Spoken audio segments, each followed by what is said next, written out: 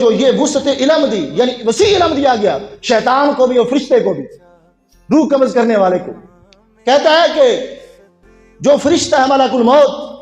اس کو جو علم دیا گیا ہے اور جو علم شیطان کو دیا گیا ہے، کہتا ہے اس کا حال مشاہدہ اور نصوص قطعیہ سے معلوم ہوا۔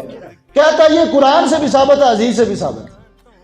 ماننے پہ آیا تو شیطان کا علم مان گیا، نہ ماننے پہ آیا تو جن کے صدقے رب نے کائنات بنائی ہے ان کا انکار کر دیا۔ دیکھو کہتا ہے اب اس پر کسی افضل کو، کہتا ہے افضل بھی ہیں، رسول پاک صلی اللہ علیہ وسلم افضل بھی ہے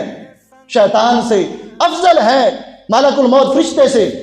کہتا ہے اب اس پر کسی افضل کو قیاس کر کے اس میں بھی مثل یا زید اس میں مفضول سی بات کرنا کسی عاقل ذی علم کا کام نہیں، اور اول تو عقائد کے مسائل قیاسی نہیں کہ قیاس سے ثابت ہو جانے بلکہ قطعی ہیں، قطعیات نصوص سے ثابت ہوتے ہیں۔ یعنی شیطان کا علم جو ہے وہ تو نص سے ثابت ہے، فرشتے کا علم نص سے ثابت ہے، سرکار کا کہتا ہے علم ثابت نہیں، تو لہذا سرکار کے پاس علم غیب ہے، جبکہ قرآن میں ہے۔ اب آگے کہتا ہے الحاصل غور کرنا چاہیے کہ شیطان اور ملک الموت کا حال دیکھ کر علم محیط زمین کا فخر عالم کو خلاف نصوص قطعیہ کے بلا دلیل محض قیاس فاسدہ سے ثابت کرنا شرک نہیں تو اور کیا ہے۔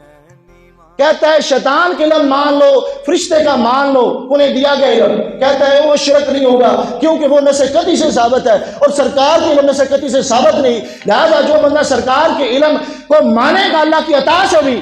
کہتا ہے وہ بندہ مشرک ہے۔ دیکھو کہ ہم جھوٹے نہیں، ہم سچے ہیں، ہمارے پاس دلائل ہیں اور ہم دلیل کے بغیر بات نہیں کر رہے، تو لہذا آگے دیکھو کہتا ہے کہ اگر یہ شرک نہیں تو کون سا ایمان کا حصہ ہے کہ تم سرکار کو مان رہے ہو اللہ کی عطا سے بھی علم غیب ان کا، تو یہ شرک نہیں تو کون سا ایمان کا حصہ ہے۔